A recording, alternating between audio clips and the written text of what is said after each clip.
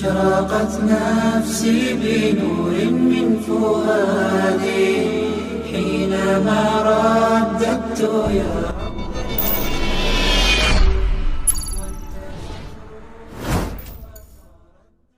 Ada satu perang yang sangat penting dalam 5 Hijriah, yang perang ini kelak akan dikenang sebagai salah satu peperangan yang paling sulit di dalam Islam. Ada yang tahu namanya? Namanya Perang Khandaq.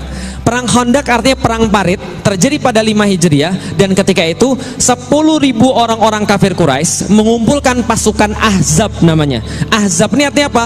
Koalisi. Jadi pasukan-pasukan yang berkumpul satu sama lain dari kaum-kaum, mereka berkumpul kemudian 10.000 orang berjalan dari Mekah ke Madinah, pengen menghancurkan Islam, membunuh Muhammad sallallahu alaihi wasallam. Maka pada saat itu ketika mereka datang ke kota Madinah, 6 hari lagi mau nyampe, ini kabar bocor oleh intelijennya Rasulullah sallallahu alaihi wasallam. Lah kenapa? Intelijen Rasul canggih. Siapa intelijennya Rasul? Malaikat Jibril. Paham teman-teman sekalian? Malaikat Jibril ngasih tahu, ini ada 10.000 pasukan mau datang ke sini menghancurkan Madinah, membunuh Muhammad, maka silakan bikin sebuah rencana counter attack. Rasulullah kemudian mengumpulkan para sahabatnya, lalu kemudian hitung ada berapa pasukannya. Para sahabat bilang, ya Rasulullah, kami cuma ada 3.000 ya Rasulullah. Coba lihat, secara logika 10.000 lawan 3.000, yang menang siapa? Yang menang siapa kira-kira secara logika? 10.000. Tapi Rasul bilang, jangan khawatir, jangan putus asa, ada yang punya ide di antara kalian. Salman Al-Farisi angkat tangan, ya Rasulullah, kami punya ide.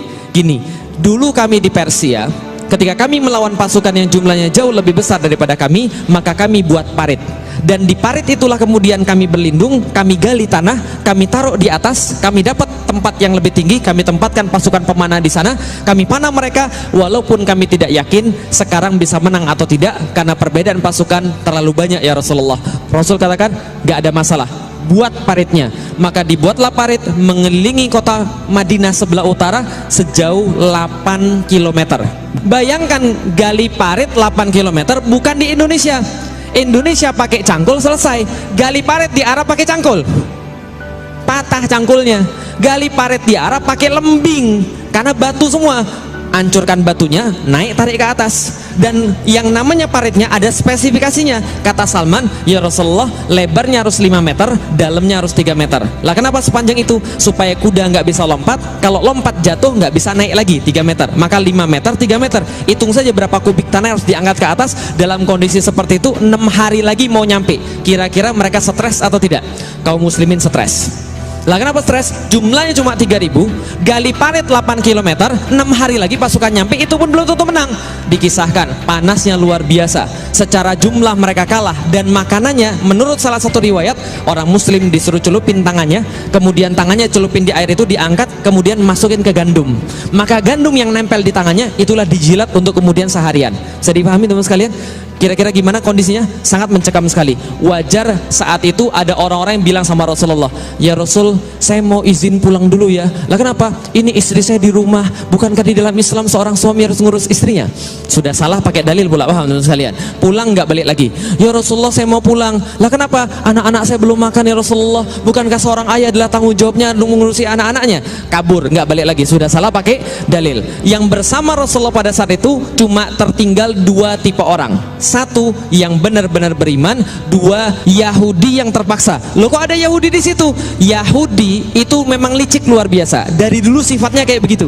Lah kenapa? Mereka bilang sama Rasulullah, kami akan membantu karena kami warga Madinah. Ternyata mereka sudah kong kali kong sama pasukan Ahzab. Mereka bilang, nanti kalau kamu datang, kamu akan serang kaum muslim dari depan, kami akan ganggu istri-istri mereka dan anak-anak mereka, kami akan ancam bunuh, dan kami akan ancam mereka untuk diperkosa, sehingga mereka tidak tenang. Maka muncul di dalam Al-Quran dalam surat Al-Ahzab menggambarkan peperangan ini, ja'akum min fawqikum wa min asfala minkum, dan ketika datanglah kemudian mereka dari depan kalian dan dari belakang kalian, itzaghatil absara, ketika kalian bergetar pandangannya, wa balaghatil qulubul hanajir, dan sampai kemudian jantung sampai ke tenggorokan, wa tadzunnuna billahi dzununa, dan Anda banyak prasangka pada Allah Subhanahu wa taala. Allah sudah pergi meninggalkan kita, Allah nggak perhatian lagi pada kita, kita tidak akan dimenangkan oleh Allah Subhanahu wa taala. Ini yang kejadian.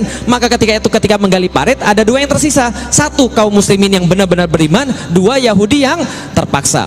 Dalam kondisi inilah ada yang nanya pada Rasulullah ketika lagi istirahat, ya Rasulullah, besok yang kita taklukkan kira-kira yang mana dulu? Konstantinopel atau Roma? Faham sampai di sini? Coba lihat baik-baik. Mereka lagi ada di mana? Lagi ada di mana mereka? di Madinah. Lihat ya, betapa kemudian mental para sahabat luar biasa. Mereka lagi ada di mana? Madinah. Konstantinopel, Roma. Pertanyaan saya sederhana. Sahabat sudah pernah pergi ke kota Konstantinopel? Belum. Sudah pernah lihat Konstantinopel? Belum. Belum pernah pergi, belum pernah lihat. Yang sahabat tahu itu adalah kota yang terbaik, Konstantinopel. Yang kedua kota terbaik adalah kota Roma. Belum pernah pergi, belum pernah lihat, belum pernah ke sana. Kalau sekarang ke sana saja Anda dari Madinah pergi ke Konstantinopel itu 3,5 jam naik pesawat. Zaman dulu mereka nggak pernah pergi, nggak pernah lihat. Yang mereka tahu cuma itu tempat paling bagus, paling indah, paling kuat di dunia kotanya. Pertanyaannya pada Rasulullah, ya Rasulullah, yang mana dulu akan kita taklukkan, Konstantinopel atau Roma? Bisa dipahami maksudnya?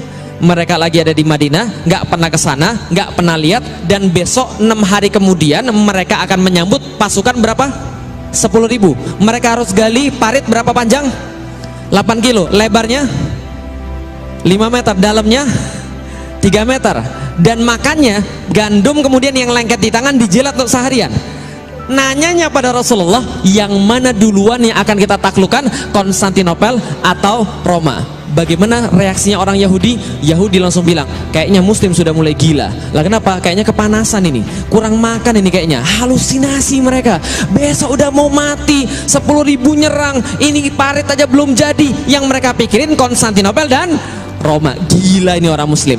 Ternyata Rasul menjawab pada mereka dengan jawaban yang luar biasa. Ini jawaban Rasulullah Sallallahu Alaihi Wasallam. Madinatu Hiraqla tuftahu awalan. Wahai para sahabat yang bertanya, kota mana yang terlebih dahulu akan ditaklukkan, Konstantinopel atau Roma? Yang akan ditaklukkan pertama kali adalah kotanya Heraklius, yaitu Konstantinopel. Ketika mendengar ini, Yahudi langsung sontak berkata, wajar aja Muslimnya gila, bosnya juga gila. Paham teman sekalian?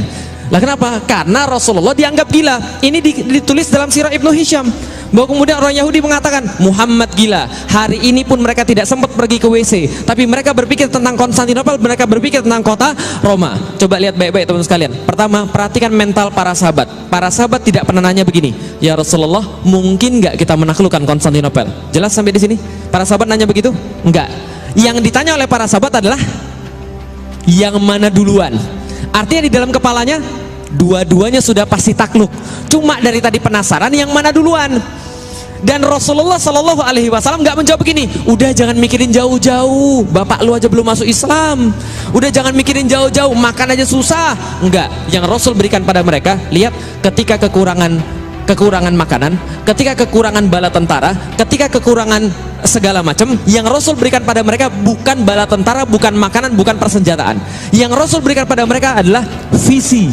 Kalian akan menaklukkan kota Konstantinopel. Singkat cerita, peperangan Ahzab dimenangkan oleh kaum muslimin.